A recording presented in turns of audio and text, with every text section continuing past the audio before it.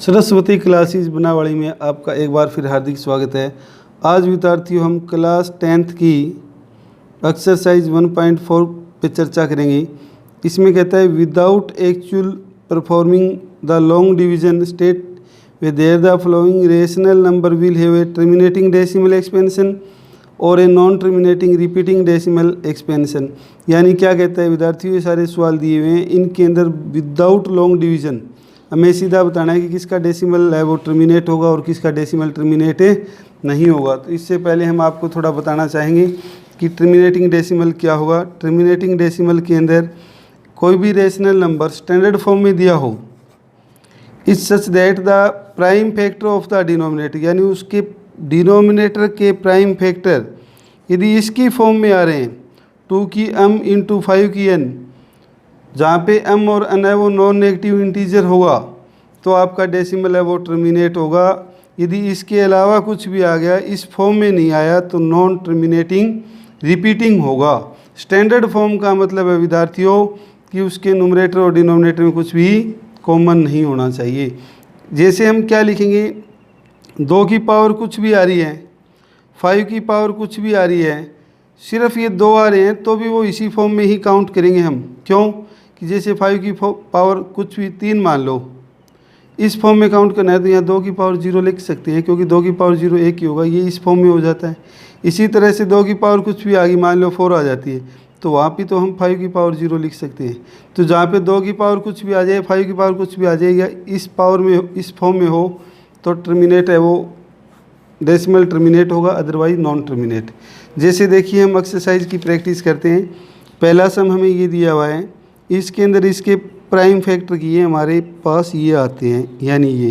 तो इसमें क्या हुआ, denominator is of the form इस फॉर्म में है। अब वही बात आप कहो सर इस फॉर्म में कैसे है, तो हम क्या कर सकते हैं विद्यार्थियों, 13/5 की पावर 5 गुणा 2 की पावर 0 लिख दें, क्या फ़र्क पड़ेगा, इसी फॉर्म में तो आ जाता है। तो given rational number has a terminating decimal. इसी तरह से दूसरा 2 की पावर 3 आ जाती है, यानी ये भी इसी फॉर्म में काउंट होगा और given rational number has a terminating decimal expansion होगा। पार्ट संख्या 3, इसके फैक्टर किए, इसके फैक्टर ये आते हैं विद्यार्थियों, यहाँ पे ये 2 फैक्टर एक्स्ट्रा हैं। तो सीधी सी बात है, denominator is not of the form, denominator है वो इसकी फॉर्म में नहीं है, तो given rational number has a non terminating, recovering बोल दें या रिपीटिंग बोल दें, एक ही बात है। तो given rational number has non terminating repeating decimal expansion. इसके बाद पार्ट संख्या 4 में हमें ये दिया हुआ है, पहले इसको स्टैंडर्ड फॉर्म में लिखेंगे। जैसे दोनों को 5 से डिवाइड किया, 5 से 3 और 5 3 15, 5 दूनी 10, यानी 3/20 आपका स्टैंडर्ड फॉर्म है। अब हम इसके फैक्टर किया तो फैक्टर हमारे इस फॉर्म में आ जाते हैं, यानी ये फैक्टर है वो 2 की m इंटू 5 की n की फॉर्म में है, यानी denominator is of the form, denominator है वो इसकी फॉर्म में है, तो गिवन रेशनल नंबर है वो टर्मिनेटिंग डेसिमल होगा। पार्ट संख्या 5 के फैक्टर ये आ गए, इसके फैक्टर हैं वो उसकी फॉर्म में नहीं है, तो denominator is not of the form, ये जहाँ पे नॉट आ जाएगा वहाँ non terminating repeating decimal expansion होगा। तो यह हमने लिखा था given rational number has a non terminating repeating decimal expansion. Part संख्या 6 में हमें ये दिया हुआ है, तो इसके अंदर तो सीधा इसी की फॉर्म में है, इसकी फॉर्म में तो इसका टर्मिनेटिंग डेसिमल होगा। पार्ट संख्या 7 में हमारे पास ये एक्स्ट्रा आ जाता है विद्यार्थियों, इसलिए यहाँ नोट आ जाएगा, denominator is not of the form, denominator वो इसकी फॉर्म में नहीं है। जब इसकी फॉर्म में नहीं होगा तो non terminating repeating decimal expansion होगा। पार्ट संख्या 8 के अंदर ये दिया हुआ है, इसको हमने स्टैंडर्ड फॉर्म में लिखा, 3 से डिवाइड किया, 2/5 आ जाता है, ये भी हमारा इसकी फॉर्म में विद्यार्थियों, इसकी फॉर्म में है, तो डेसिमल एक्सपेंशन है वो क्या होगा, टर्मिनेटिंग होगा। पार्ट संख्या 9 में हमें ये दिया हुआ है, इसको स्टैंडर्ड फॉर्म में लिखा, 5 7 35, 5 से 10, 7/10 ये आ गया, ये भी इसी की फॉर्म में है, तो डेसिमल है वो टर्मिनेटिंग होगा। पार्ट संख्या 10 स्टैंडर्ड फॉर्म में लिखा, ये इसके फैक्टर ये आ जाते हैं, इसके अंदर ये एक्स्ट्रा आ गया तो इसका नोट होगा तो नॉन टर्मिनेटिंग रिपीटिंग हो जाएगा। ये था प्रश्न संख्या विद्यार्थियों आपका पहला अब दूसरे में क्या कहता है, दूसरे में कहता है write down the decimal expansion, यानी डेसिमल एक्सपेंशन में लिखना है of those rational number in question 1 above which have terminating decimal, यानी जिनका टर्मिनेटिंग डेसिमल है उसको डेसिमल एक्सपेंशन में हमें लिखना है। तो देखिए हम इसी पे ही विचार कर लेते हैं, इसी के अंदर ही जिसका टर्मिनेट है उसी को हम आगे बढ़ाएंगे। जैसे इसका हमारे पास टर्मिनेटिंग था, तो आगे हम क्या करेंगे विद्यार्थियों, जैसे ये दिया हुआ था यहाँ पे 5 की पावर 5 है, 2 और 5 की पावर हमें सेम करनी होगी, तो 13 बटे यहाँ पे हमें 5 की 5 था, इसको 2 की 5 से गुणा कर दिया ऊपर नीचे, 2 की 5 से गुणा करेंगे तो 13 2 की पावर 5 होता है 32, यानी 2 की 5 बार गुणा करोगे तो 32 आएगा। ये 5 दूनी 10, 10 की पावर 5, इसकी गुणा किया, 13 दूनी 26, 2 13 3 39 और 2 41 बटे 10 की पावर 5, यानी 10 की पावर 1 हो तो 1 के बाद पॉइंट लगता है, 2 हो तो 2 के बाद, 3 हो तो 3, यानी 5 है तो 5 के बाद पॉइंट, तो 5 डिजिट काउंट करिए, 1 2 3 4 5, ये पॉइंट लगाया, ये आपका आंसर होगा।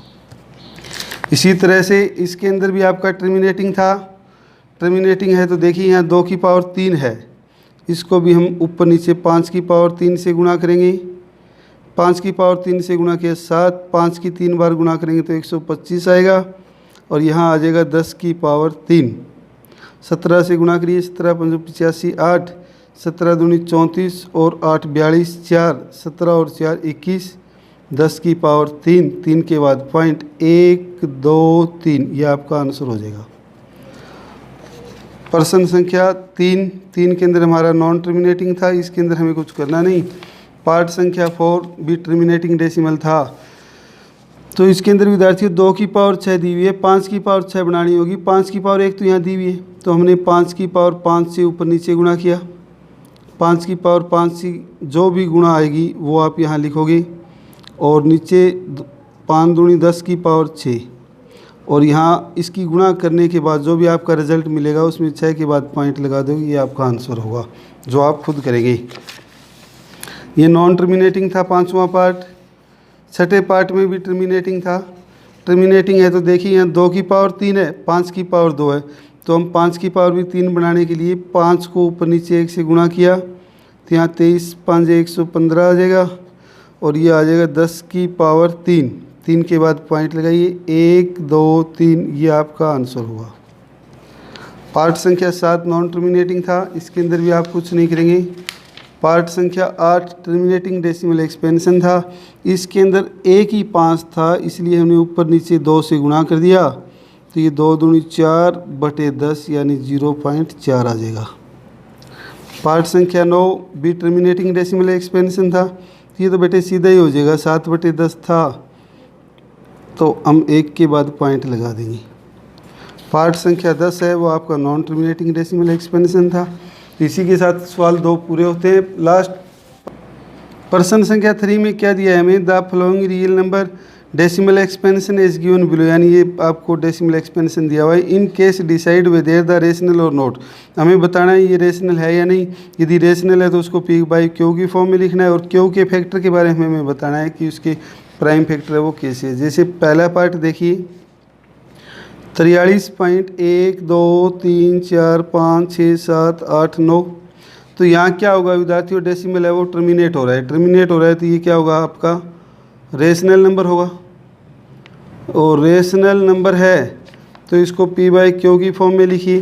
पी बाई क्यू फॉर्म में यानी पॉइंट हटाना है, तो हम सीधी सी बात है छोटी क्लास में ही सीख चुके हैं कि पॉइंट का तो 1 आएगा, पॉइंट के बाद जितने अंक है उतनी जीरो, कितने जीरो आएंगे 9, तो चाहे 9 जीरो लिख दो या 10 की पावर 9 लिख दो, तो हम 10 की पावर 9 लिख देते हैं। यहाँ पे 43 बटे 10 को हम 2 गुणा 5 की पावर 9 लिख सकते हैं।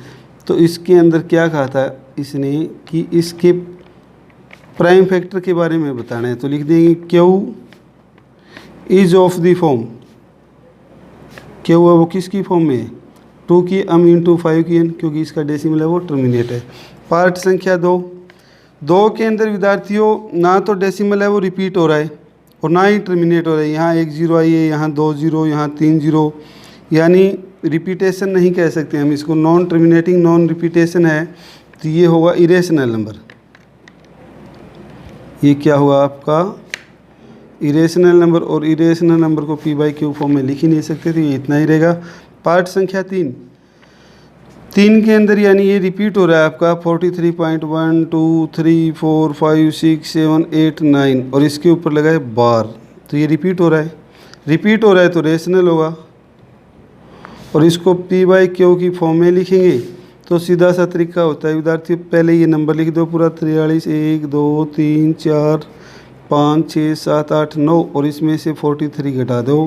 जितने अंक रिपीट हो रहे हैं उतने 9 आते हैं, 9 अंक रिपीट हो रहे हैं तो 9 बार 9 आ जाएगा, 2 3 4 5 6 7 8 9। इसको घटा के लिख दीजिए, क्या आएगा 6 4 7 6 5 4 3 2 1 4 और नीचे आ जाएगा 9 बार 9 2 3 4 5 6 7 8 9। जब इसके फैक्टर करेंगे तो क्या होगा, अदर देन 2 की m इंटू 5 की n आएगा, तो यहाँ लिख दें क्यू इज अदर देन लिख दो, या is not form of the लिख दो, क्यू इज़ अदर देन 2 की m इंटू 5 की n। इसी के साथ विद्यार्थियों आपकी एक्सरसाइज 1.4 पूरी होती है, यानी पहला चैप्टर कंप्लीट होता है जो आप फिर नोटबुक पूरी करेंगे। धन्यवाद।